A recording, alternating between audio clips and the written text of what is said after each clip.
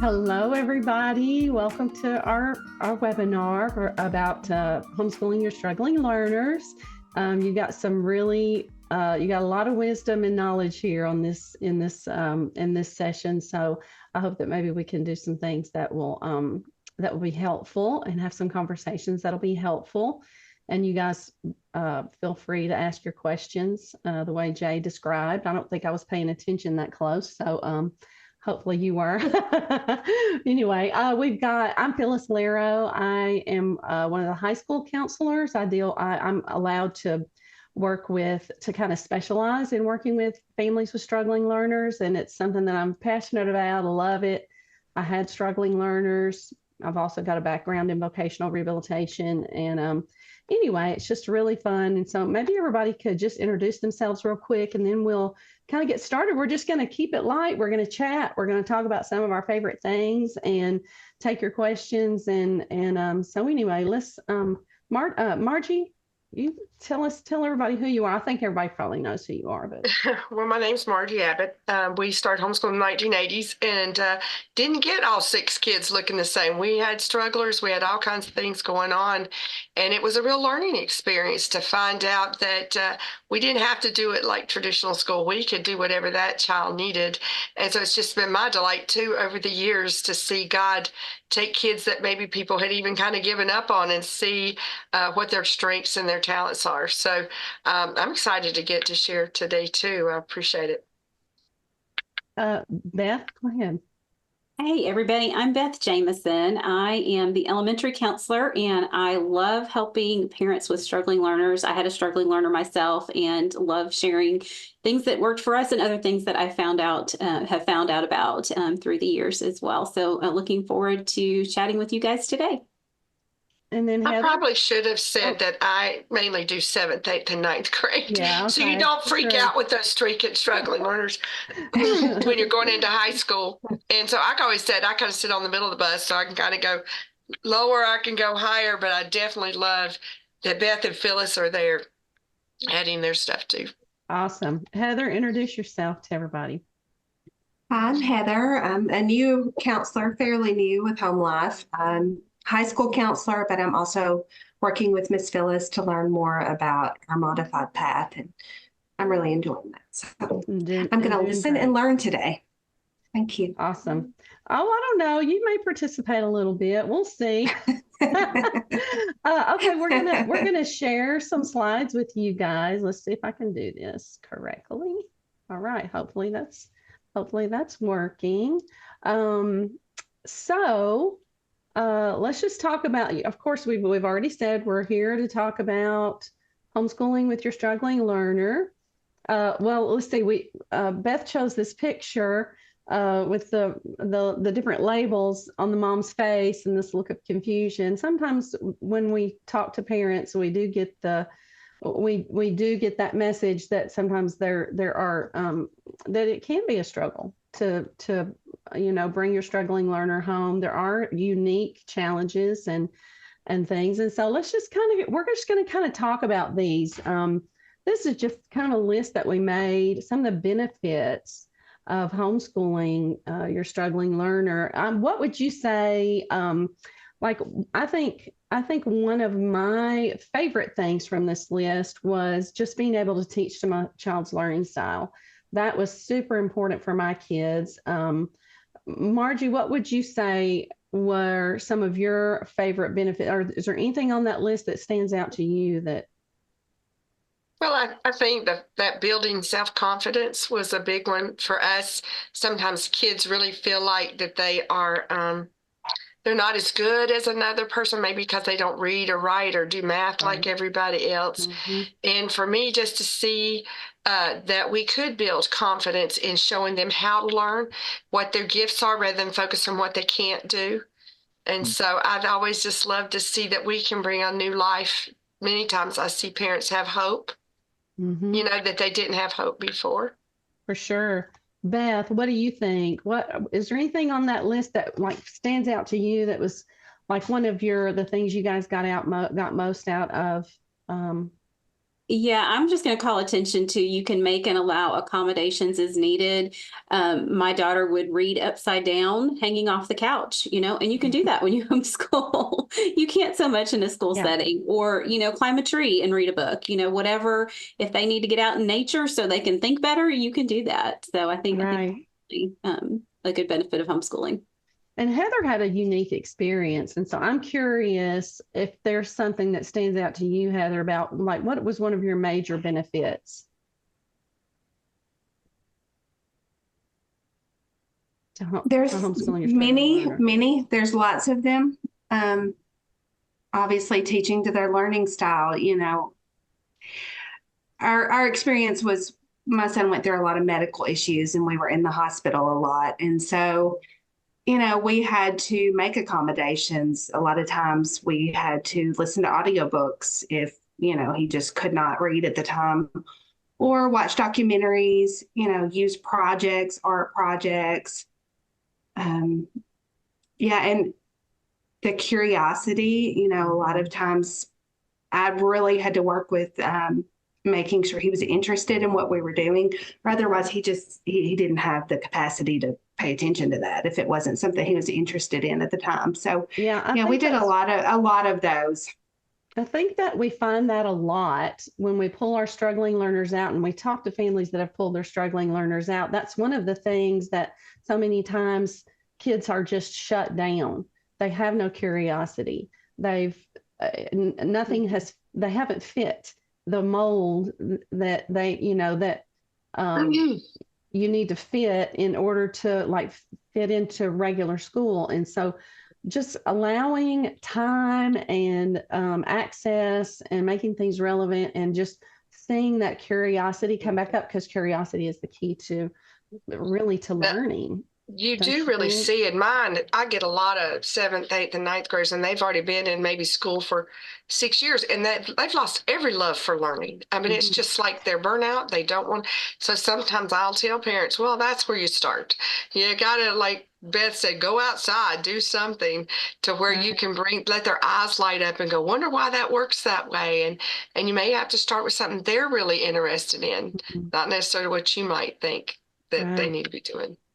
Exactly. Okay. Well, what about some of the misconceptions of homeschooling a struggling learner? This was just something because we made these lists based on like what are some of the most frequently asked questions that we get, some of the things that we run across more as we're talking to families. And these were some of the things, just the not realizing that it doesn't have to look like regular school. And so you don't have to sit at a table. It's like what Beth was saying, her daughter, what were you saying, that your daughter would read upside down and or something like that? Yeah, we did. Yeah, same here. We all did that too. The thing that jumped out at me on that list that I loved is parents thinking they need to have an IEP. If they had an IEP in school, and I'll go, every homeschooler has an individual education plan. So, and they're like, oh, yeah, it's like what you're doing is individualized to your students. So you don't necessarily have to have this formal written out one. We can help you if you need to have that for some other reason. We've got people that can help do that. But really, that's just what homeschooling is an individual education plan. Yeah, it's not as common. An IEP is a kind of a formal sounding kind of a term, but it's really not that formal. You're just doing whatever your student needs in order to access the information. You're making accommodations. That's an individualized educational program. So, and this was one that I kind of felt a little bit. And I think, and I pick up on this a lot when I'm talking, especially like to high school families who they're concerned about credits and things. And that is just worrying, being afraid of being transparent about, hey, my child struggles in this area or that area. Are they going to make me put them back in school? Am I going to get in trouble? So we kind of feel like it's like, it's almost like you're almost hoping you can just kind of fly under the radar. No, just nobody look at me, because and it's it can be a little scary if you have anxiety about that, if you're worried about that at all. But that's really a misconception. We are not looking for people to, bop on the head and say, that is not what we're about at all. We totally get it. We embrace it. We want every student to find their spot. And, what do you guys think about that? Do y'all have anything to add to that, to those things? What do you think? Yeah, I want to highlight it doesn't have to be an hour per subject. I think especially for the younger grades, smaller blocks of time are better. Mm-hmm. So, work for 10, 15, 20 minutes on a subject, and you can always come back to it later, and you can even come back to it 3 or 4 times, like say, you work on math for 20 minutes and you're like, oh, we didn't get done what I hoped to get done. But that's okay. Come back to it again, come back to it 3 times in the day. And then you can get an hour worth of work in, but it doesn't have to be all at once. And it doesn't even have to be an hour that day. If you have a child that struggles with math and, their brain just isn't doing math that day, you work on it for a little while and then say, okay, we'll come back to that tomorrow. That's totally fine. That's the one that kept catching my eyes. I looked at that list too because I homeschooled back where there was nobody to ask anybody anything. So I got up at 7 and I'm doing math at 8 and English at 9 and science at 10 and social studies at 11. I'm pretty sure I rang a bell in between and said the Pledge of Allegiance. I had the whole public school trained brain thing down. And then I realized it didn't work because things happen and we didn't have to have the thing. But I'm kind of a statistical person. I'm always looking up stuff. And I realized that they kind of know that most kids only have about 1 minute of attention for every year they've been alive when they're, and so I thought, I wonder, it's probably, so one mother called me one day and said, my 6-year-old, it was kind of funny she said this because I don't know that she'd ever heard, she said, my 6-year-old can only sit still for 6 minutes. And I said, well, that's perfect. That's perfect. You're right on track. I said, but some days, like Beth said, if they're really into it, they might sit there for 10 or 20 minutes. And another day, you've got 30 seconds and they're already done with what you're doing. But we do get to that place. Well, you don't have to do every subject every day. You can do, science on Mondays and just get all in and do the messy and then do another subject another day. And you don't have to always do it in the morning. I found one kid that did much better late in the afternoon, and that was just fine. I had time to work with other kids in the morning, and I did that kid another time. So that not falling into that trap of the time schedule is really freeing, really freeing. Right. Mm-hmm. And I think it's important to realize that they don't have to be on grade level. If you have a 4th grader, they don't have to be doing 4th grade English or 4th grade math. You need to work with them on whatever level is best for them, and like we talked about building confidence. If you go back, a level or 2, that's going to build that confidence, make them feel successful. And you don't have to tell them. You don't have to tell them what your book you're working out of. Or I was telling them, put them on grade level and teach them where they are. I had a really good friend that in the early days that started homeschooling because in school they were going to hold him back because he couldn't read well, but he did great in math and science. So she brought him home and he did lots of math and science, and he ended up starting reading by the time he was about 9. And now he owns his own business. I don't think anybody cares when he started reading, So just let them have that individual, but just put them on grade level and teach them where they are. And that's great. Mm-hmm. Right. Were you going to say something else, Heather? Yeah.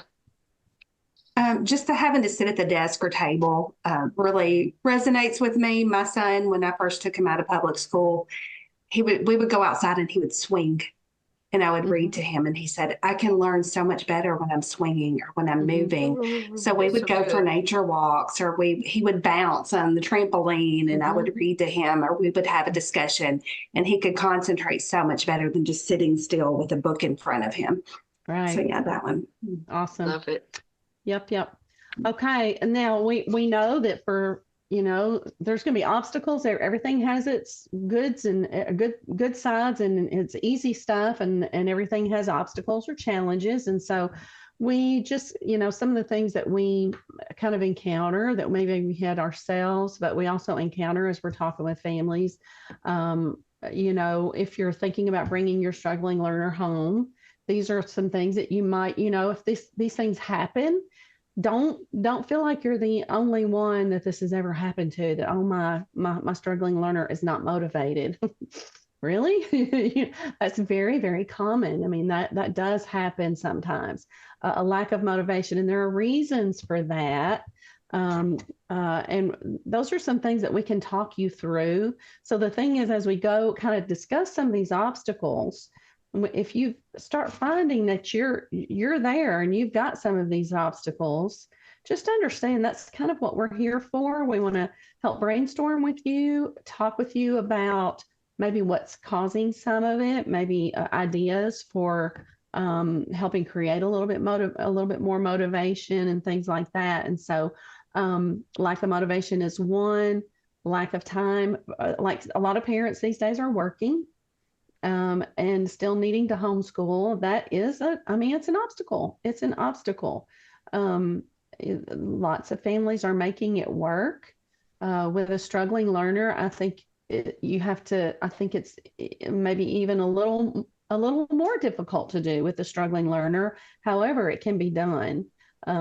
If you want to do it, I've always said, if you have the desire to do it, you're 98% of the way there. And so, what are some of the, what do y'all think about the rest of these? Well, speaking of what you were talking about with the time and being a parent that's busy, is realizing that it doesn't like to take near as much time.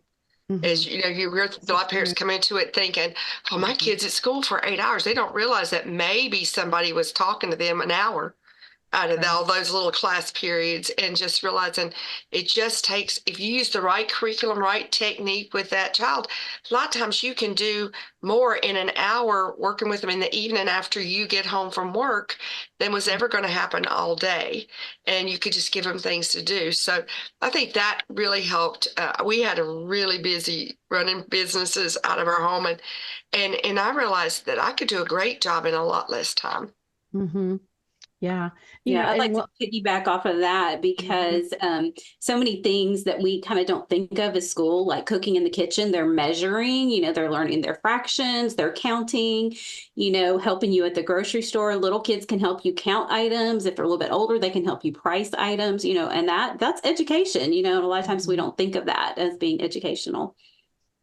Yeah. And of course, one of the ones we run across a lot is, a lot of times when you're the parent of a struggling learner, you realize that kind of becoming a kind of a non-traditional type of of a school, like maybe unschooling, or we like to call it a natural approach or a non-traditional approach. That's great. You get in there and you start doing that, and you're having great success. And then you go and it's time for grade reporting, and you look in there and you go, oh my goodness, how am I going to put this? There's no courses that go by the name of the way we've been doing math. And I didn't use a textbook. And so all of a sudden that fear grips us again. And we get really, unsure of, what am I going to do? Am I the only one doing this? And so, y'all, we help families every day. We help families every day with that sort of thing. We're good at it. We come up with all kinds of names. I helped a mom this morning. Her son's doing all kinds of things, awesome math and science opportunities, but they're not traditional, and there was not a textbook listed. We listed the activities that he's doing and things like that. We can help you with that. Don't ever hesitate to reach out and let us try to help you with that. What do you, Margie, do you want to talk about just the how-tos of getting outside? What if a parent is like, well, I'd like to get out of the box, but I really don't know where to start. And so, well, and I like what Jay said at the beginning, we've got all kinds of webinars, because I have done several on Set Free to Homeschool. It's not traditional school, or learning how to use a unit study approach to learning. Like a lot of times when I've got a 7th or 8th grader and they've lost all their love for learning, I'll ask the parents, okay, what do they love to do? Oh, they love baseball. Okay, well, let's get a map and plot out all the baseball teams and maybe figure out what their mascots are. Maybe they're the Bears. Maybe we're going to study about Bears. We go find out what all their mascots are and what do they mean. And you just get them excited about whatever they're interested in. And so you can tie in history. You could read books about baseball players. You can do biographies. You can do all kinds of things that will help this child kind of start engaging with learning. It's still language arts. It's still, they can learn statistics. That's amazing. If they're interested in baseball, sometimes they already know statistics. So you can start working with the math. You can, do the history of different things. So sometimes it's just bringing them out into something they enjoy. It's not about that you're going to teach them everything. We all have continued to learn far beyond high school, but you need to teach them to love to learn. And when I finally got that, when I realized it wasn't about, am I going to teach them everything, which I never could, but that I could teach them to love to learn and they'd learn the rest of their life. So that's the bulb you're turning back on. That's the light bulb that's coming back on. So look for something they're really interested in. But then you also have to allow yourself to accept that it won't look like traditional school.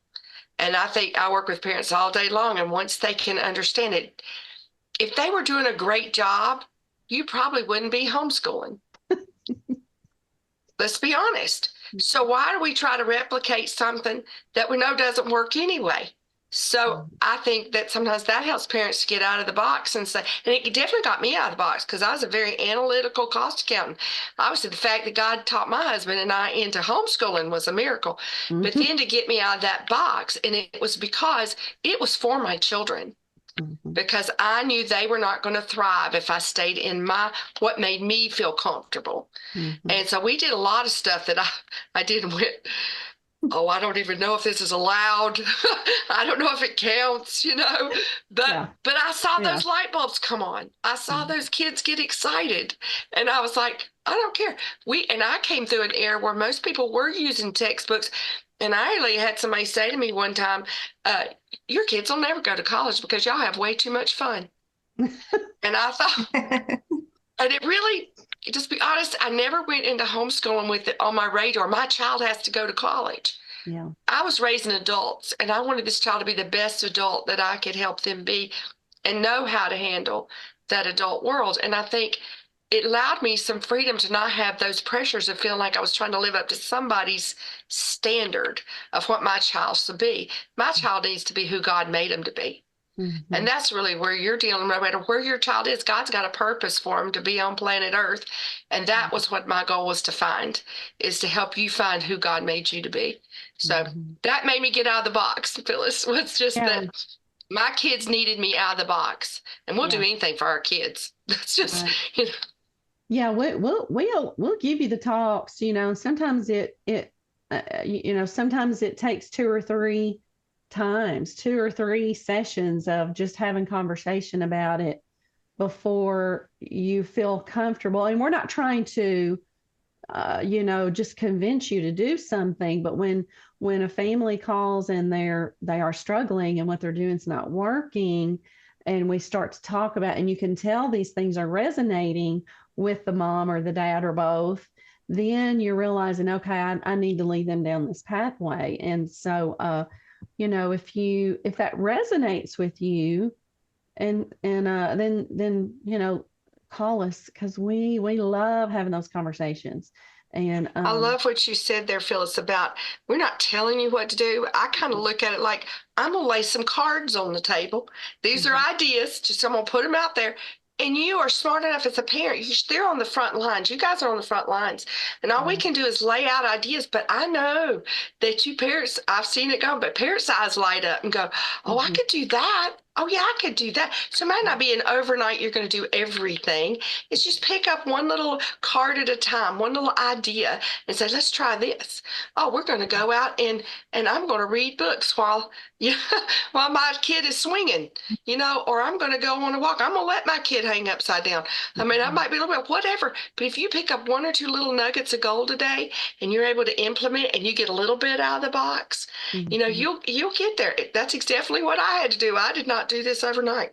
It took 30 years. I mean, we're just hoping you won't take 30 years. We're hoping you'll be able to get there sooner. So, right. Let's see. Y'all have anything else you want to add to this one? If you do, just speak up. Otherwise, we'll move on. So let's get down to the usable stuff, which is like some of the methods and approaches and things. We've already mentioned some of these. I was always fighting myself because I was a very structured, I'm a very, you do things in order, 1, 2, 3, 4, 5. And I had kids who, you do things and you might do number 5 and then number 1 and then number 3 and then number 25. And so I was always fighting myself. They needed to have that more natural approach because of their learning styles and different things. And so I baby stepped my way. We would jump in and start doing things in a fun way, kind of like some of the things we've got on the list here. We built forts, and we did woodworking, and we went fishing, and we did all kinds of stuff. But then I would go, wait a minute, what have we done? Oh, we're not doing anything for school. And so I would go back to the workbooks and sitting, and everybody start fighting and lose all the joy. And then I would find my way back to a more something. It's like Margie said, you almost get to feeling like this is too fun. This cannot be right, because this is everybody's having too much fun here. I don't know about this. So I think some of the natural approach is my absolute favorite. And so we did lots of those things. But what are some things that you guys, Beth and Heather, that kind of things that you use, like things like this, anything off the list or anything that we don't have listed here, approaches that you use that really worked well for your struggling learner? Yeah, I love audiobooks because I don't know about y'all, but like one of your jobs as a mom is like chauffeur. You're always taking your kids to some activity or another. And you have a captive audience when you're in the car. So audiobooks are great, whether it's, listening to a literature book, or we did a lot of like history and science through audiobooks. And, it's using the most of your time with those audiobooks. So I really love that. Another thing I love is nature walks, because, if you go for a walk and you look for birds or insects or, leaves or whatever, and then you go home and you look up, hey, what bird is that we found, and where does it live, and what does it eat, and what kind of nest does it build? And then maybe draw a picture. You just got your PE, your science, and your art, all Right. in with that one activity. So that's one of my favorites. Love it. What about you, Heather? Yeah, we did a lot of these. We did a lot of cooking together, so that's a lot of measuring and math, and we did a lot of science experiments. My son really was into science for a while, so any kind of science experiments we could get our hands on, or even watching just videos of science experiments and then trying to replicate them. We did so many hands-on things. He liked to build with Legos. So if we read a book, instead of having him write about that book, he could build something with his Legos to demonstrate, what we read about, or he could draw a picture about it. And we had a lot of discussions versus the writing, especially in the younger grades. So yeah, we did a lot of those. We were very out of the box, and that's not my nature. Like Phyllis was saying, I really am more of a very structured person, but that's just not what worked for him. And I knew that. So I did my very best to do what worked for him. One of our favorite things that we did, my kids loved it. My kids loved making videos, making movies. And we actually let them take over a video camera. This was years ago when it was the big video cameras. And so, but they would like do a newscast and maybe pretend like they were newscasters, and they would, be talking about whatever it was we had kind of read about or whatever, that kind of thing. Oh my goodness. They still to this day love doing video production and things like that. They're grown adults, but yeah. One thing that, well, go ahead. Go ahead, Margie. Well, I just thought when you were talking about it, as if one thing kept kind of mind as I was talking, is that sometimes people will get really comments, say, "Oh, how do I know I got my 180 days?" And I always love to say, "Well, I really homeschool 365 days a year, so I don't worry about 180. Right. I've done at least 180 because everything we do, and if I said, and it all comes out of, we might read a book and go out and do a field trip or something else to learn more about whatever was in that book." But then we might be out doing something and go, "Oh, let's go back and read some books on whatever it was more like you said, that natural flow of things is that you're just building lifelong learners, that everywhere you are, everything you do it presents an opportunity to learn something. And we don't, it's education. I don't really particularly care what school does. I wanted to educate my child to the best of each of one of their abilities. So Right. pretty cool. So it's Mhm. fun. And you will have fun. For sure. Go We- ahead. We have a question. I'm not sure if you want to take this now. It would really kind of be for you, Beth. Do you want me to go ahead and read that? Is it kind of go along with this, or? It's she has a fourth grader with dyslexia and has some questions about so kind of maybe a method on how to work with struggling learners. Do you want me to read it now? Yeah, or read do it. you want, Mhm. okay.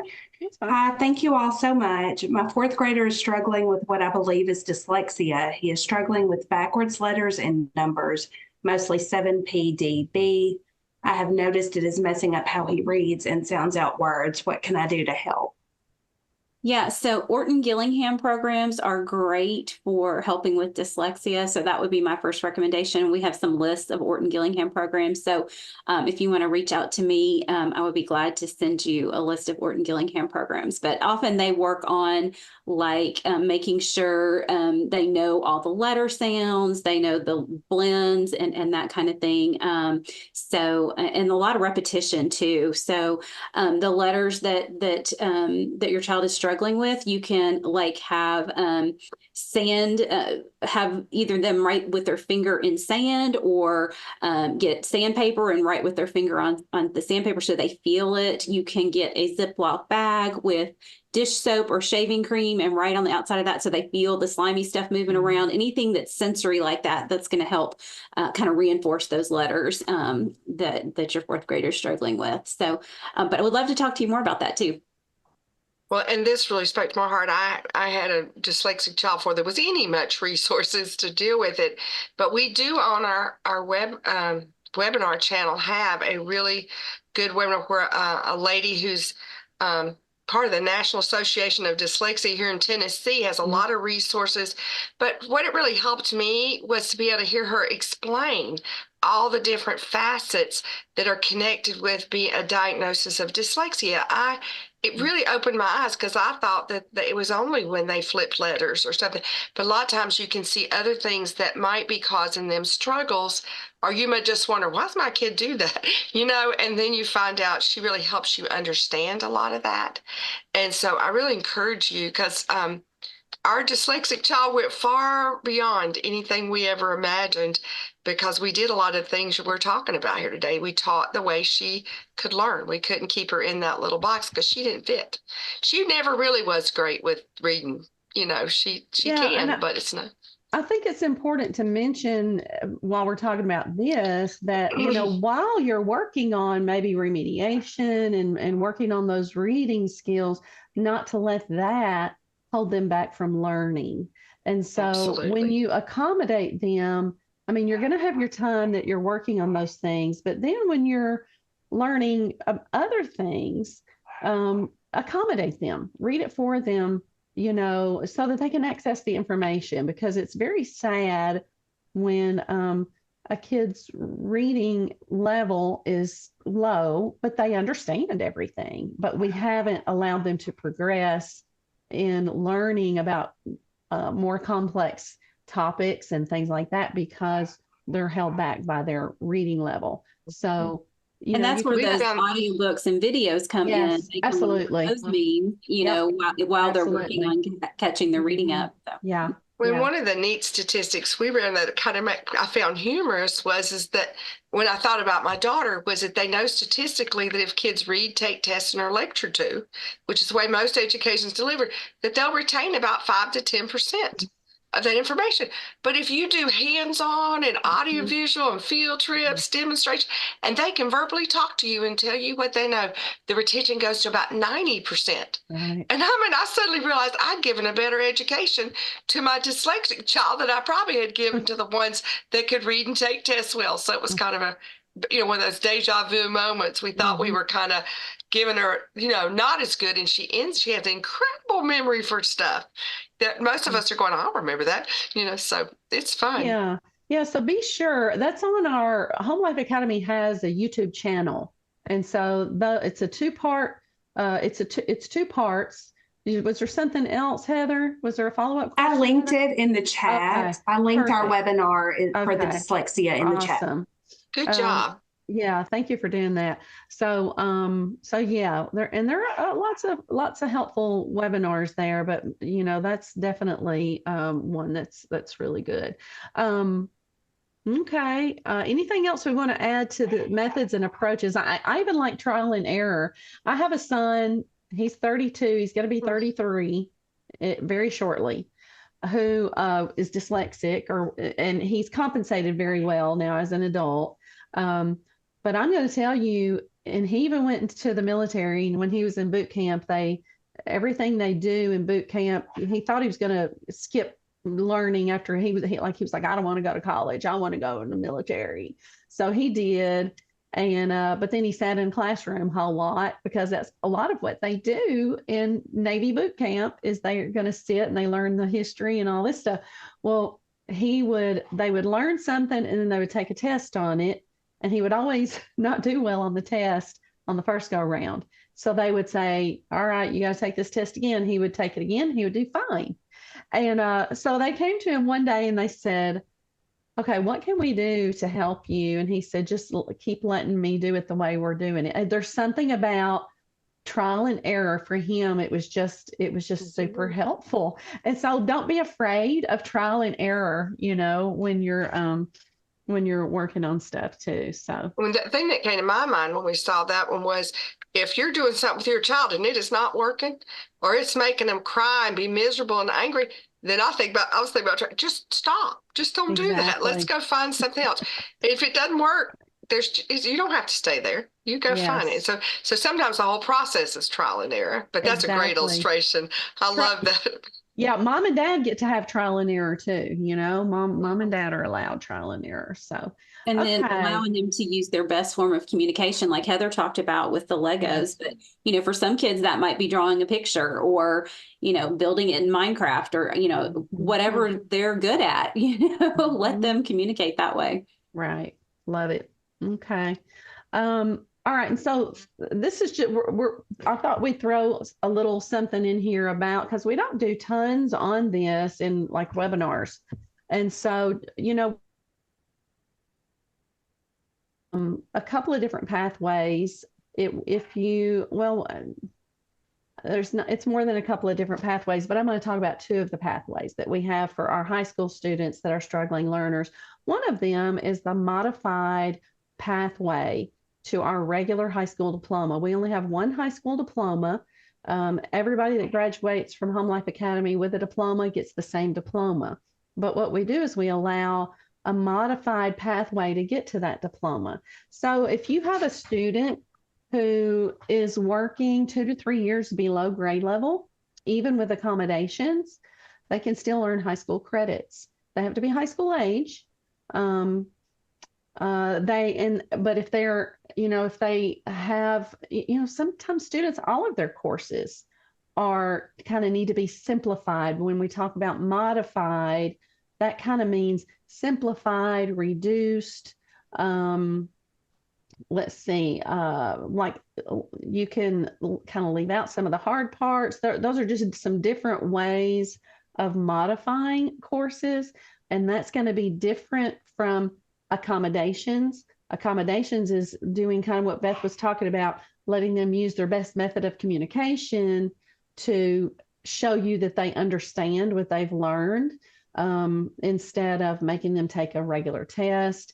Maybe you can talk to them, have a conversation with them and figure out if they, I mean, when you're one-on-one, you can watch what a kid's doing a lot of times and understand and see be able to tell what they understand.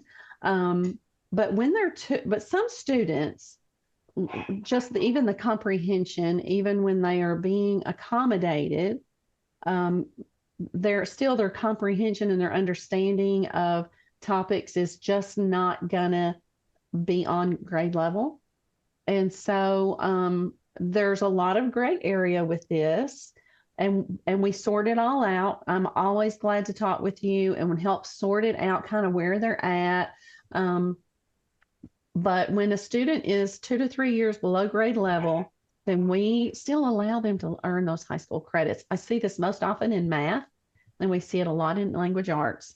And of course, if you are a little bit behind in those areas, a lot of times that affects your science and your social studies as well. It just all depends. Everybody's so different. But when they are 2 to 3 grade levels behind in at least a couple of different areas, then we like to consider that a modified path. And that is mainly, we'll even, that's one of the path options that we have available for high school students. And what it does when we pull up an account and somebody's got a question about their student and we pull it up and we see, oh, this student's on the modified path, and let's see, they're 10th grade, so they're going to go to Phyllis. Because honestly, that modified path is our most flexible diploma path. And so you want the specialty counselor, it's considered kind of a specialty area. And it just kind of identifies, this is one of our students that needs that flexibility. Let's make sure they get to the counselors that handle the modified path students. And so that's kind of why we have those pathways. It's just more of a communication tool than anything. And it's not a label of any sort. It comes off, it doesn't go out on the diploma and say a modified diploma or anything like that. It's a regular high school diploma, but the transcript, what we like to happen is for the transcript to tell each student's individual story. So we want to have an accurate transcript for every student because it protects the student, it protects HLA. It's just, kind of the right thing to do, just to have as accurate of a transcript as we can. And so we see it so many times in math.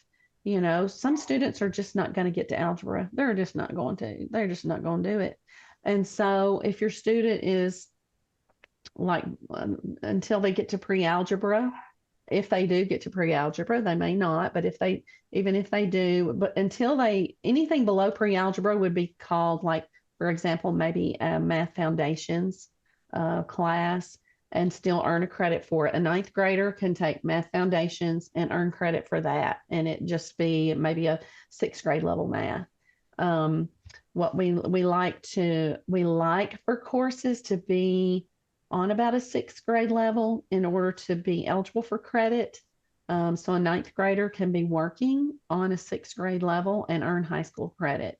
And then by the time that student gets ready for 12th grade, or by the time they graduate, we like for them to kind of be on about maybe an 8th grade level, except for we don't require that for the math, because pre-algebra is an 8th grade math, and just means some kids aren't going to do that. So we don't hold that for math, but for, that's kind of something that we're shooting for, that we want students to be able to kind of the levels we'd like to see in order to graduate. We don't, we just kind of talk this through with parents, and we don't require any testing or anything like that, but it's just something that's what we're shooting for with the modified path. And there are a lot of reasons for that. And I talk to families about that all the time. And I'm just really glad to have that conversation with anybody that doesn't really know for sure where their student should be. There are benefits to having that accurate transcript. There are benefits for the student. Even when some of the courses are going to be titled to reflect that they're modified. A modified English class might be titled English Foundations 1 or a modified English 9, or we use all kinds of different titles, practical English, practical math. We can come up with lots of titles. It's always based on what kind of things is this person doing in the area of English, and what are they doing to earn that credit? And those are the things that we use to determine what are we going to call these courses. So we have this modified path. Again, I want to reiterate, it is a regular high school diploma. Students that usually that are going to be on this path are typically students that are going to be able to live independently or at least semi-independently. They're going to be expected. I mean, it's kind of expected that they'll be able to hold a job. And so anyway, there are just a few little things like that that we would talk through if you're not sure. And anyway, I don't know. Do you guys have anything? I'd like to speak to the math just a little bit Mhm. because I begin to realize I encounter a lot of parents that they're just like, my kid's not going to, like Phil said, they're not algebra kids. And I tell people, don't be discouraged by that, because I took all the geeky math in high school and then became an accountant for 35 years. And I used addition, subtraction, multiplication, fractions, Right. decimals, and percents. And they gave me a calculator Yeah, to do that. So, absolutely. and so really, when they're working on those foundational math skills, the reason they're foundational is because you're going to use them in the real world. So a Mhm. lot of times, I'll tell parents, you can do foundations math 1 in the 9th grade, foundations math 2 in the 10th grade, and 3, and they may just call it consumer math or senior, because you're really trying to make sure they're prepared to handle the math that's going to be out there in the practical world. So Mhm. it's not a substandard education to me. It's like, It's you're not. probably not going to do a job that has algebra. And if you do, then you can learn, those things. My brothers are engineers, and they both were saying that they were in a shop working at HVAC when they were young, and they would do math. They were really math geeky. But they realized these older gentlemen that were setting up the HVAC systems were using trigonometry, Mm. because they had been taught how to use that in their job, but they didn't know it Mm. was trigonometry. Probably Right. scared them to death if you'd have told them Right. they were doing trigonometry. But they can learn the math they need for the jobs that they're doing. And they Mhm. might not even, because there is some practical sides to those things they can learn. So I never want people to Absolutely. be discouraged if math is a, is a Yeah, and I find a lot that by the time somebody is 11th or 12th grade, a lot of times they are working. And I encourage families, amen. to let their kids get a job. There are so Mhm. many things to be learned from that. And Mhm. so a lot of times they are working, or they're working alongside their dad. The mom I talked to this morning, the boy is working alongside his father. They're doing construction stuff. They're, all kinds of things. And he's getting a paycheck and he's managing a bank account and all of this. And I said, okay, then, she doesn't have to. And I always tell families, you can continue working on math facts if you have time. But is your student using math in everyday life? Are they doing the bank account and earning the money, budgeting? So half of them have bought vehicles and making big purchases already. And I said, that is like a practical math. We can just title that a practical math. And we do a description in Apple Core about what sorts of activities the student is doing in order to earn that credit. We will, we award credits that way. We will do that. So it's not anything, I mean, it's just it's an individualized program. And that's a good thing. And we love that. And it's good for your student too, because then they don't have to um, you know, try to continue to do a program that they're not having things placed on them that are just not really relevant for them. And so I've even done practical English courses, technical English courses, career English, where kids are their reading is that they're reading from trade manuals because they're going to be a little auto mechanic and they're already doing that kind of stuff, and they're having to read instructions on how to change out the muffler, whatever it is. I put gas in the car and that's about all I know. But, things like that. And maybe they're using emails and things like that. So it's very, very practical. It becomes very practical by the time you're 11th and 12th grade, a lot of times. And so we can talk you through all of that. Just know that those are all options that are available. Um, Anybody got anything to say about that? We'll move on. Let's move on. The other pathway is that I want to talk about is for our students that are not quite able to get to the level of the high school diploma. Okay, that is our certificate of completion pathway. Basically, these are going to be the kids who really need to have their focus be just basic life skills, like maybe self-care, um, they're going to be working at least more than 3 grades below grade level. It's going to be, these are kids that are going to struggle to get above a 4th or 5th grade level. They're just academically just going to struggle with that. And really the very best thing for them, and most of the time parents already, they feel it, they know that it's really not a good use of their time. It's like they kind of think, why are we working on social studies credits when my child needs to be working on basic communication and taking a shower, without being told, and just some things like that. And then, and so this is a great path for that. It is a non-diploma path. But still they get a nice certificate at the end. These are students that are really probably not going to be able to work. They're probably not going to be able to live independently or even semi-independently. They're going to always be dependent on someone. And so these students, the grade level for a student on the certificate of completion path is not going to be like a 9th, 10th, 11th, 12th.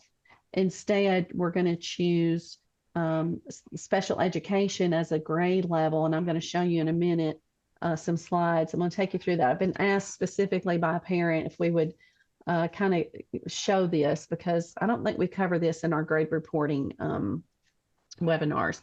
The beauty of the certificate of completion path is that usually you need flexibility with what you don't need a HomeLife or any other school telling you that you should be doing science and you should be doing social studies, like I said, and putting a lot of requirements on you, because your child a lot of times is doing therapies, speech therapy, occupational therapy, physical therapy.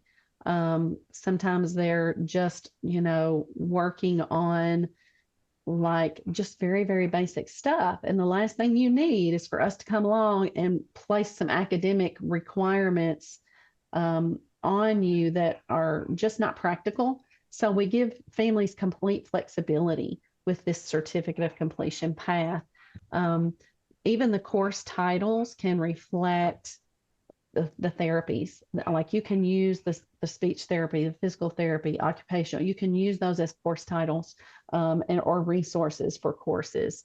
And so there's more information about that. I have conversations every week with families. We try to figure out where does this student, where do they fall? Where do they fit? And I'm always glad to have those conversations. And sometimes students will start out in one of these categories and things will change and they end up, moving to a different category. Maybe they start out on the certificate path, but all of us, they get to where they're able to, their academics are kind of falling in place. And so we move them over to the modified path for a high school diploma. And then sometimes vice versa. It just, we deal with the student that we have in front of us at the time. And that's the very best way. I want to throw something I see a lot is that, and just what you were talking about, that mean to switch is like they won't be reading well. Maybe they can't read it all. If you're dyslexic, you might not be reading it all. So I have to ask, can they comprehend? If they watch a movie, can they tell you what they learned? If they, oh yeah, man, they can quote it back to you. They know everything. So then you write down, well, maybe that child's not special education or certificate. They could go on a modified path or even a regular diploma because they're just going to learn a different way. So there is, I see that it just happened this week.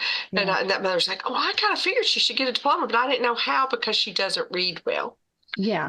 Yeah. No, so that's why we use different criteria. There's, there are multiple criteria for each of those.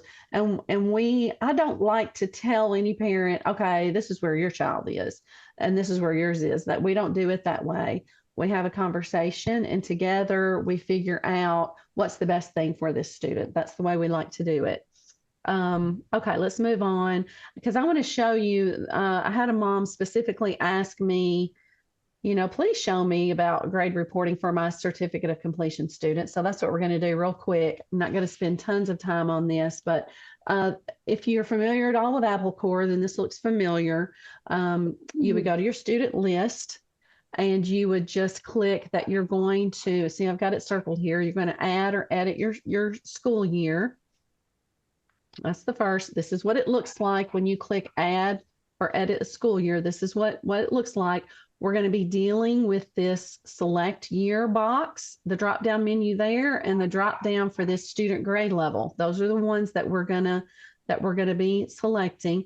You see here, I've selected the 23-24 school year.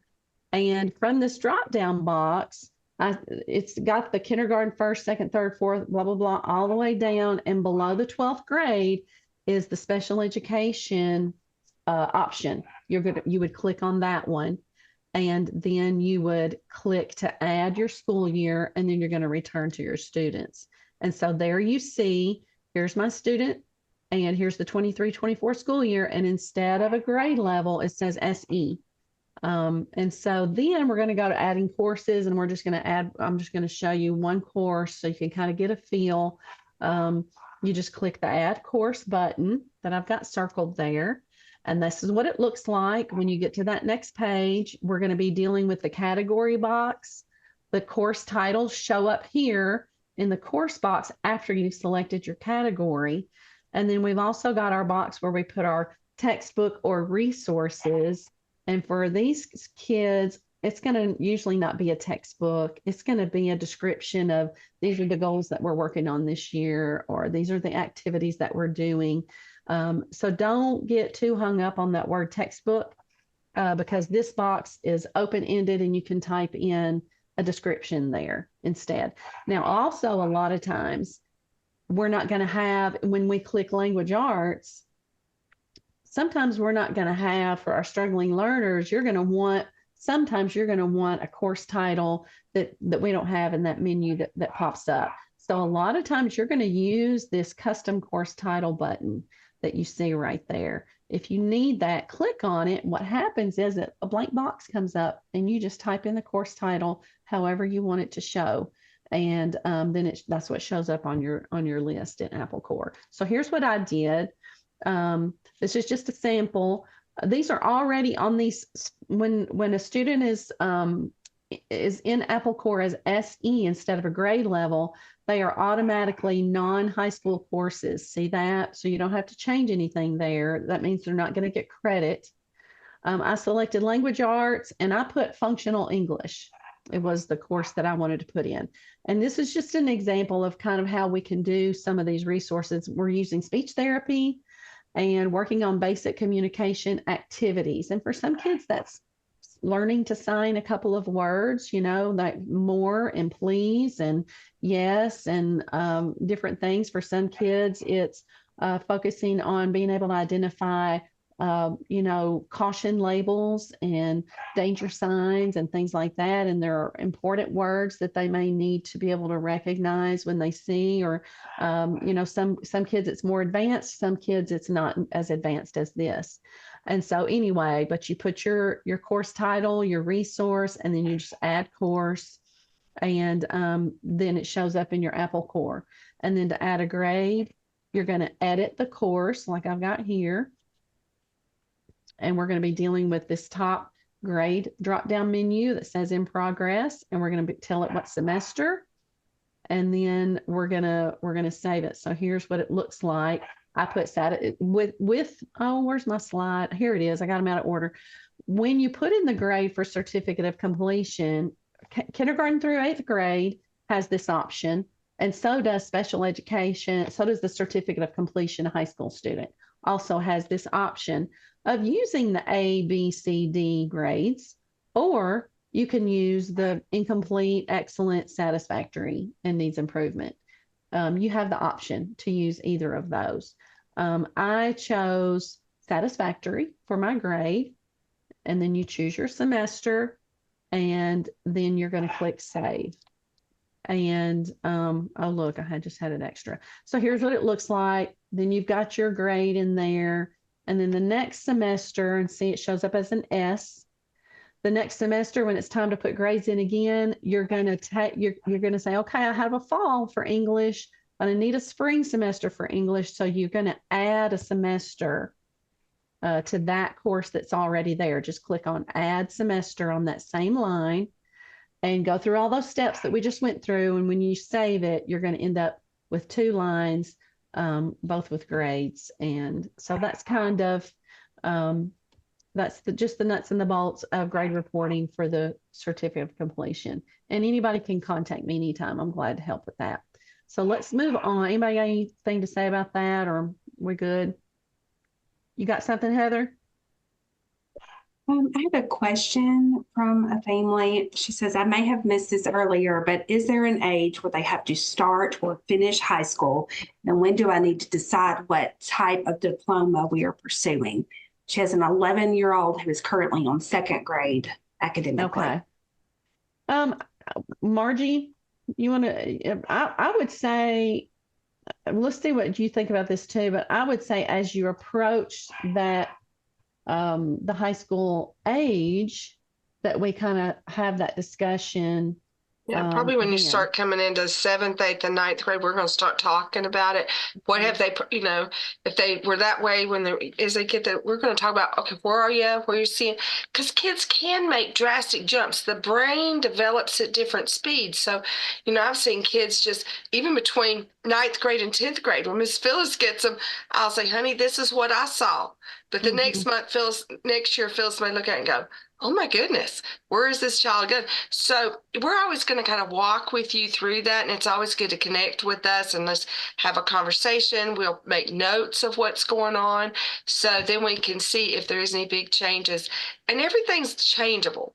We don't lock things down in stone, so if I talk to you and we come up with one idea and it gets to Miss Phyllis and she goes, wow, I think we could do this, then we're going to be able to change that. We're going to do what's best for your student. So sometimes I always say we don't have crystal balls. We can't tell what the kids are going to do. And, so we just walk through the journey with you and we're always here to help you. But that's a great question.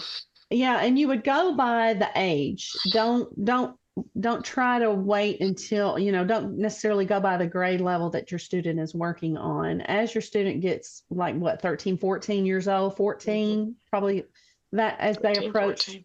About 13, 14, that's when you can start having those conversations with us and we'll help you figure out what to do at that moment. And then we'll continue to help you, work through that as time goes on. Miss Beth is there for those younger grades too. If you just need to, talk through it and get some peace about it, but definitely by the time you get 13, 14, we can be looking, what do you think you're going to accomplish? And then they can stay enrolled, beyond 18. You can keep them enrolled really almost pretty much as long as you need to. And so we don't force you to graduate them or request their certificate once they turn 18, but you can, but we kind of leave some of that stuff up to you. So, all right, testing, and Beth is going to, go ahead. Go ahead, Heather. You may want me to wait till the end on this one. I'm sorry. What is it? My son started 9th grade this year. He has Asperger's. He is pretty normal teen, but struggles with written language. I wanted to do a program like Fix It Grammar, but I'm not sure if it would count as an English credit this year since it's mostly focused on grammar, obviously. I feel he needs to work on this area specifically so he can move on to an actual writing course. Can this be done and can it count as credit? Can I answer this? I get this a lot because if I had a child like that, I would not worry about writing at all. That's probably not something he's ever really going to go, oh, yay. But, there's voice to text systems and he can dictate things to you. There's, in high school, they have to have a literature component and a composition component. When I realized is composition is not handwriting and it's not grammar and it's not spelling. It's teaching them how to get what's up here out of their head and onto some kind of written way to do it. So there's a lot of ways to do that. And my boys didn't even have all that stuff, but they hated to write, so we had to figure out some other ways to help them learn how to get their thoughts out of their head onto a piece of paper that they could take on into adult life to use that, to be able to learn to communicate. And sometimes that is just learning to talk. If you can talk out what you're thinking, then somebody can write it down. Or it can be, go ahead. I was just going to say, a lot of times with Asperger's or someone on the autistic spectrum, the struggle is a lot about just thinking in like getting the thoughts together. They don't always like to be very descriptive, and it's, they prefer the shorter yes, no. And so, I think that, just you're good. This is going to be a trial and error thing, and it's okay. You can do trial and error. What? Go ahead, Margie. Well, I'm just saying, and don't expect them to write, 5-page papers. Right. People, they tend to be very concise, like Phyllis was saying. So sometimes 2 or 3, and when I was in high school, I'm very analytical, and I'd look at it and say, "You want me to write a 3-page paper? I can tell you in a paragraph what you need to know about that," because I didn't really know how to be more descriptive. And it's gotten better as I've gotten older, but definitely I think sometimes that's all they got to tell you about that. That's okay. But they've got something out of their head, and they're beginning to learn and develop.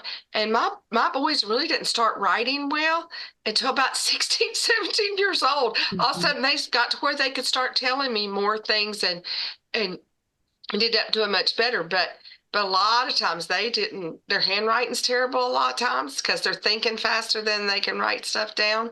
So we had to kind of lay some of those aside and just start working on. And even if you're watching a movie or you're doing something like that, and you can say, "What do you think about that? Which one was your favorite character? What did you like? What was your favorite part?" And they begin to articulate. It's a practice. And they'll get better and better. And like the short answer to your question is yes, you can get credit for the fix-it grammar, for the writing part, and and then you just want to add some reading or listening to literature or books or something. It needs to be reading and writing. That's the short answer is yes, you can get credit for that if you want to try that. But I think we can help you with some other ideas that, I don't know, you might like better. Or if you try it and you go, okay, yeah, this isn't working, then go in your account and put in a request for a counselor to call you. And if he's 9th grade, Margie can give you a call and brainstorm with you about some other ways. I love copy work and dictation, especially for a kid who struggles with finding the words to, they're not very descriptive, and they just kind of just don't really do that very well. Copy work and dictation, to me, copy work is where we always started. I love that, and there are a lot of reasons for that I won't go into right now, but I've got a bunch of resources where I kind of share some information on that. But anyway, we could brainstorm with you about that. If you want to try those things, you're welcome to, and see if it works, if it doesn't work, and then maybe, either try some of the things that have been mentioned here, or give us a call and let us brainstorm with you about some of those things. Okay, let's see. All right, so let's go to testing. The thing about testing is I didn't test. I tested a couple of mine, one of mine in like 8th grade, because I just felt like I needed to know at that point, see if there was anything they could tell me. I think we're kind of in a lot of times a diagnosis, I don't know, there's times when it's good to have, but a lot of times it's not needed. But now Beth does ACT accommodations, and so she definitely works in that world of where you do need to have a track record and a diagnosis. So I don't know, you want to talk about that a little bit, Beth? Sure. Yeah. So especially with younger kids, there's a lot of resources you can have that we can share with you that you can use without a diagnosis. Now, if they are going to need accommodations for the ACT, ACT requires testing within 3 years of taking the ACT. So any testing you have done, like when they're in elementary school, you're going to have redone in like 8th, 9th, or 10th grade. So that's something to keep in mind. I noticed somebody was asking about accommodations at a college, and usually that's done directly with the college. So you would still need to have some sort of testing done, and then just take the results of that testing to to the college, and they'll help you with the accommodations that were recommended. You would go with an educational psychologist or a neuropsychologist. And you can also do testing through the school system. A lot of our parents have reported they kind of get the runaround with that and just go directly to an educational psychologist or neuropsychologist. And then we have resources. We're starting to build some resources in Tennessee. So if you're in Tennessee, reach out to us, and we may have some places that you can check with for testing purposes.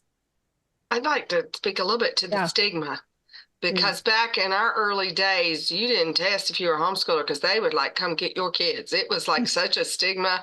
And now it is a different world. It is amazing. We realized there was so many resources. The world has opened their eyes and realized these are really smart kids, but may not test well on the ACT or may not. And so we were even surprised when our youngest daughter got to college, and she was extremely dyslexic, if you ever want to talk about that. And, but she made it to college, and we couldn't believe they had this whole accommodations department that would read her tests to her or give her more time or do all these resources that were available to her if she had a diagnosis. If there was a test done, you couldn't get them without it. And so, so it's nice now that they're realizing that a lot of kids may struggle to learn, but are really smart. And so don't be afraid to test so much like we used to. Right. Awesome.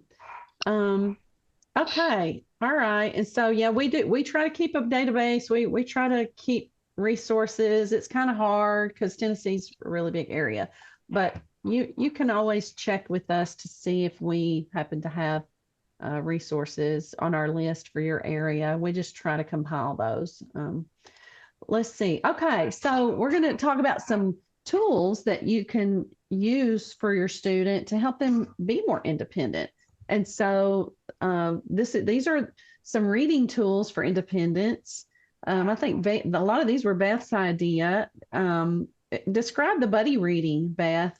Yeah, so buddy reading is where you take turns reading. So like you read a paragraph, your child reads a paragraph. If that's too much, it might be a sentence. You may have your child read one sentence and you read the rest of the paragraph, but start somewhere and take turns. And a lot of kids that struggle with reading, they just need a break, And so if you can read part of it, they get a break while you're reading. They can still follow along, they're still learning, but it just gives them a little bit of a break. So that's great for reading comprehension. It's great for struggling readers. So yeah, I highly recommend buddy reading. Awesome. And then sensory activities, you had mentioned some of those earlier, like the sand and the sandpaper and some things like that. The audio books. And what other were there any other sensory activities that you were having in mind? Yeah, anything that uses gross motor skills is good. So, rather than if your child struggles with handwriting, have them write on a whiteboard that uses those gross motor skills instead. Making the letters with your body, that kind of thing, that gets involved. Okay. So yeah, the sensory activities are great to help get information into your brain in a different way. Awesome. And then the audiobooks, assistive technology and apps. I've got a list that I try to keep. If I run across something, I'll put it on my list, my resource list. And so there are a lot of assistive technology and adaptive technology apps and programs that are super helpful while kids are trying to do academics, but also for college, for the workplace. I mean, a calculator is one that we all use, but there are others too. And so if you would like information on that, I've got some that I've just made a list. I would be glad to send you. Feel free to email me. What, Margie? I just saw something pop up that talked about it. Has anyone used a Kindle for the dyslexic child, or is it helpful? Trying to decide if this would be good to help her reading by enlarging the fonts as well as the audiobooks. And, if that helps to make it bigger, some kids, it doesn't matter how big it is, they still can't see it if they're dyslexic. My daughter told me as an adult, we never knew this. She said that the letters just jump around on the page. So it wouldn't have mattered how big it was. But audiobooks are amazing. There is a place called Learning Ally that she was able to get audio read books for college. So she could actually have them do that. So there's amazing resources, like Phyllis said, that Yeah. they're more every day. It's so Right. amazing. Yeah, it is. It's awesome. Okay, so let's see. Math tools for independence. Calculator. We all love our calculator. Don't ask me to do anything without mine. And so I talk to parents all the time. They're like, I'll say, one of my first questions is, are you letting them use a calculator? Well, we didn't want to quite let him do that. And I'm like, okay, let's see. He's 10th grade. How many years have we been working on math? And we're still struggling with basic math. So how about we use a calculator? Let's do that. Let's use a calculator. It's okay. If a kid has a broken leg, you're not going to, and he's in a situation where he's got to get across the field to get something that's going to save his life, and everybody else doesn't have a broken leg. And I mean, would you not let him use his crutches? Let's think about this. Let's think about let's think about, at some point it becomes, we don't want to create obstacles for our kids. And sometimes in just trying to, push them to do more and to push them to push themselves, we can kind of create obstacles for them. But if your student's been struggling with math for years, I think let's let them use a calculator. I've talked a lot of parents into doing that, because I'm like, don't take mine away from me. Well, our daughter, we tried every way we could to get her to learn multiplication tables. And I do find families holding kids back because they can't learn those math facts. But man, we skipped, counted, and danced and did everything we could. And I finally just said, honey, you didn't get that brain cell to regurgitate math facts. And so we started letting her, use them. And then she was able to go on and learn some algebra and geometry and a lot of other concepts of math by giving her a tool in her hand. I have a real good friend that's a doctor of mathematics, and I questioned the calculator too. I said, why do you want to teach them how to use, even any math student in high school, he wants to teach them how to use a calculator first. And he said, Mrs. Abbott, as an accountant, when was the first time they let you use a calculator? And I said, like as soon as I got out of college, we had better be able to know how to use it fast. And he said, in this world, nobody's going to tell you to get out there and write down your work. They're going to tell you, get an answer, get it fast. And so that's what we're equipping our kids to do. Even if we give them a calculator, is we're allowing them to learn how to get the answers fast. The other thing he pointed out to me that was really interesting, he said, do you realize every time they put that number in that calculator, it works like a flashcard?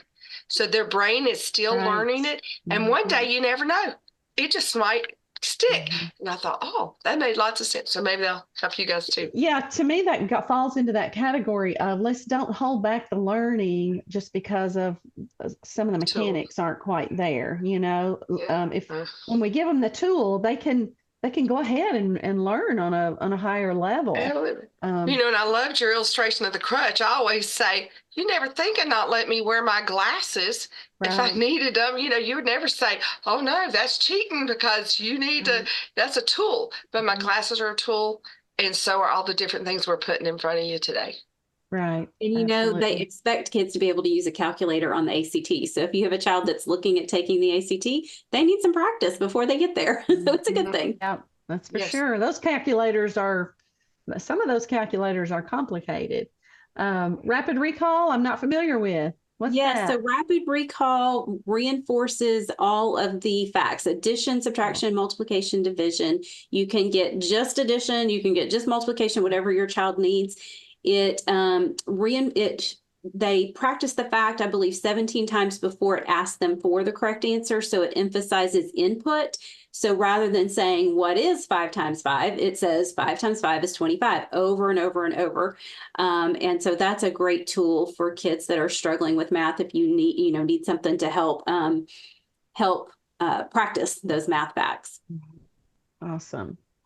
Okay, awesome. I mean, I've got lots of resources for kids that are needing a more practical style of math.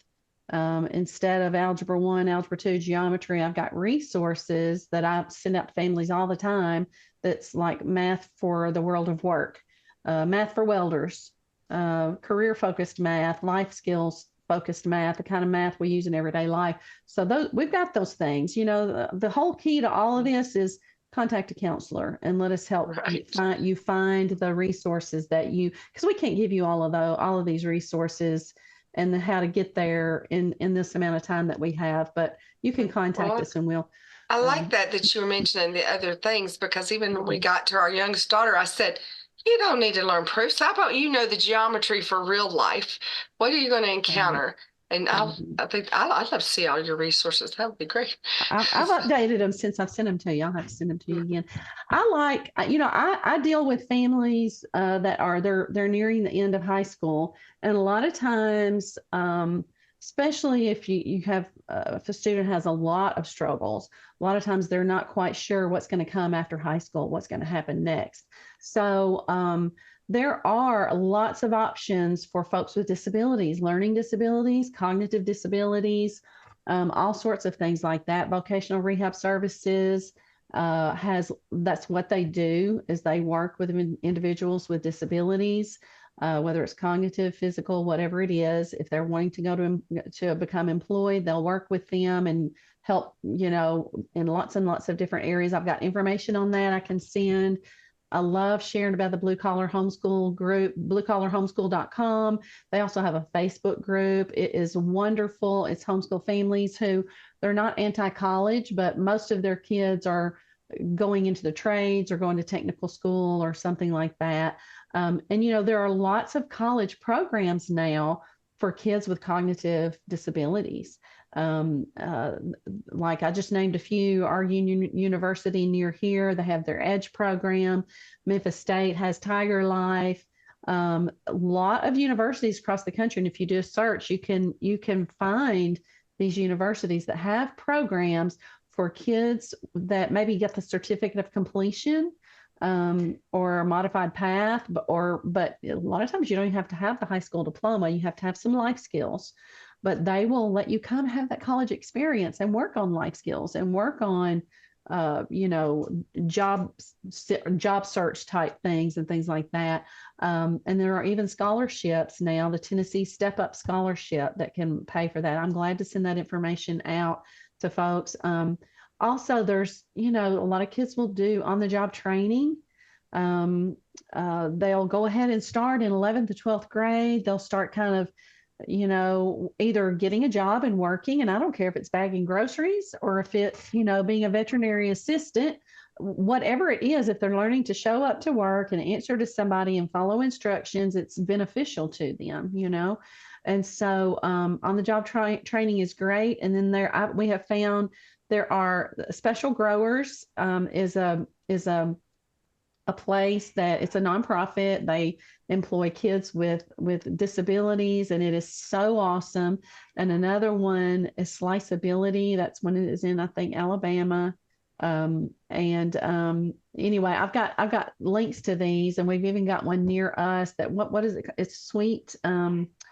I can't remember. We've got an ice cream shop, an ice cream bakery near us. I can't remember the name of it though, Heather.